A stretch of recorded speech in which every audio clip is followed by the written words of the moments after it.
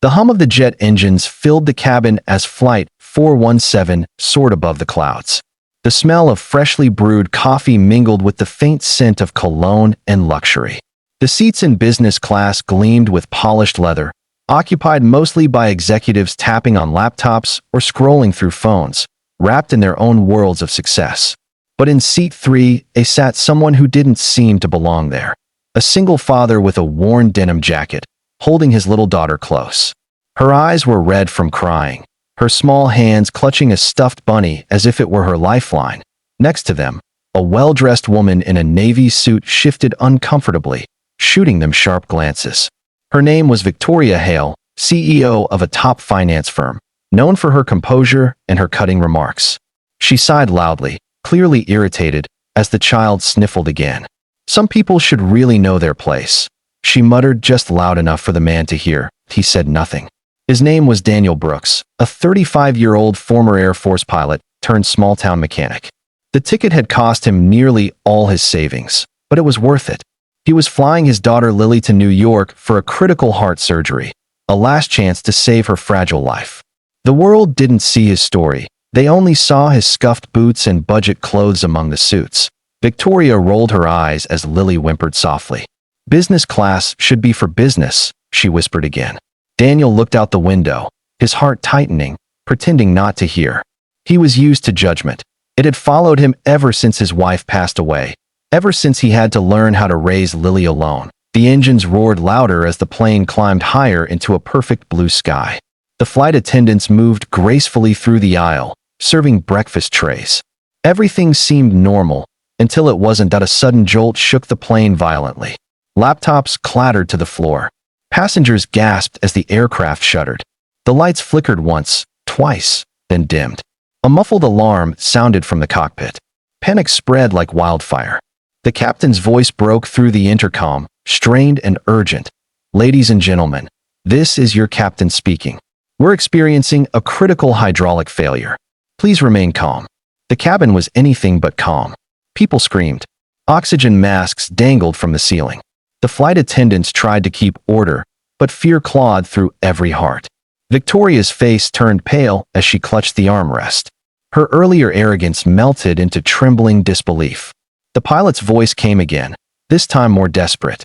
"If there's anyone on board with aviation experience, military, commercial, anything, please come forward immediately." The words hung in the air. Silence followed.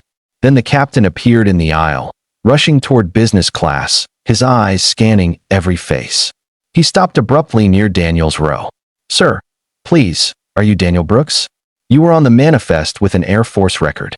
Victoria's head snapped toward Daniel, her jaw dropping.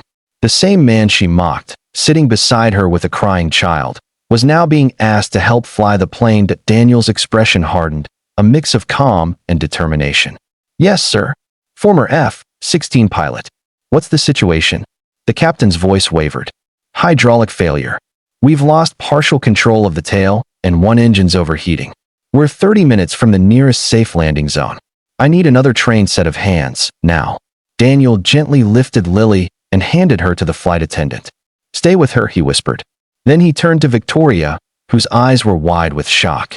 For a moment, their eyes met, his filled with courage, hers with silent guilt. Without another word, he followed the captain toward the cockpit. "Backhand index pointing right before we continue. If you believe in second chances, courage, and the power of kindness, please take a moment to like, comment, share, and subscribe. Your support helps us bring more real, emotional stories like this to life." Inside the cockpit, alarms blared. Warning lights flashed across the control panel. Daniel slid into the co-pilot's seat, his hands steady, his focus razor-sharp. His training kicked in instantly. "Talk to me," he said. The captain briefed him in quick, clipped sentences. Daniel scanned the instruments. "We've got asymmetrical thrust. If the left engine goes, we'll spiral. We need to reroute power and stabilize the tail manually." The captain nodded, sweat dripping from his forehead. "You think you can do it?" Daniel's eyes narrowed. "We don't have a choice." He grabbed the control yoke, muscles tense. The plane lurched again as turbulence hit. Outside, dark clouds gathered on the horizon. The captain's knuckles turned white on the throttle. Daniel adjusted flaps, recalibrated the angle of descent, and overrode the hydraulic assist with manual input.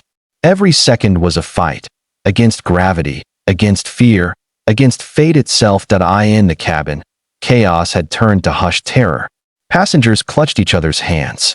Victoria sat frozen, her mind replaying every cruel word she had said. The man she dismissed as unworthy was now the only hope between life and death. Her gaze moved to the front, where the cockpit door remained closed. She whispered softly, "Please, please let him make it." Minutes stretched like hours. The plane trembled, dipping dangerously low. Daniel's arms ached, but he didn't let go. "Come on, hold together," he murmured under his breath. The captain called out, "Runway in sight." They were approaching the nearest airbase, cleared for emergency landing. Smoke trailed from the left engine. Daniel aligned the descent manually, adjusting flaps inch by inch. The control stick fought back violently. "Hydraulics are gone. Brace for impact," he shouted. The plane hit the runway hard. Tires screeched. Luggage flew from overhead bins. The metal body shuddered violently as sparks erupted beneath. Daniel fought the controls with every ounce of strength he had left. The aircraft veered sideways, then slowed, groaning, dragging, until finally it stopped. Silence filled the air. For a moment, no one moved. Then the cabin erupted in cries and gasps of relief, disbelief, gratitude. The captain turned to Daniel, voice shaking. "You just saved 216 lives." Daniel exhaled deeply, leaning back, exhaustion flooding through him. "Just doing what I was trained to do," he said quietly. When the passengers finally stepped off the plane, emergency crews surrounded the aircraft. Lily ran into her father's arms, tears streaming down her cheeks. "Daddy, were you scared?" she whispered. He smiled softly. "A little, but I had to be brave for you." Victoria stood a few feet away, watching the reunion with tears in her eyes. Her expensive suit was wrinkled, her hair slightly disheveled, but for the first time, her pride had vanished. She approached slowly, guilt etched across her face. "Mr. Brooks, I owe you an apology," she said, voice trembling. "I judged you. I mocked you. And yet, you saved us all." Daniel looked at her gently. "Sometimes people see what they want to see, but we're all fighting battles others can't." She nodded, eyes glistening. "If there's anything I can ever do for you or your daughter," he smiled faintly, "just be kinder next time. That's enough." Victoria wiped a tear. For the first time in years, she felt something shift inside her. A humbling realization that success and compassion could exist in the same heart. She watched as Daniel lifted Lily into his arms and walked toward the ambulance waiting to take them to the hospital. As the flashing lights faded in the distance, Victoria whispered to herself, "The man I thought didn't belong here was the one we all needed." Weeks later, news channels across the world shared the story. Single father saves plane after hydraulic failure. Social media exploded with gratitude. People called him a hero. But Daniel didn't care about fame. All that mattered was that Lily's surgery was successful, and she was smiling again. One evening, as they sat by the hospital window watching the sunset, Lily pointed to the sky. "Daddy, will you fly again someday?" Daniel smiled. "Maybe, but for now, I just want to be here, with you." He pulled her close, feeling the warmth of her heartbeat. Somewhere deep inside, he knew that even in the darkest moments, courage, love, and faith could keep anyone flying.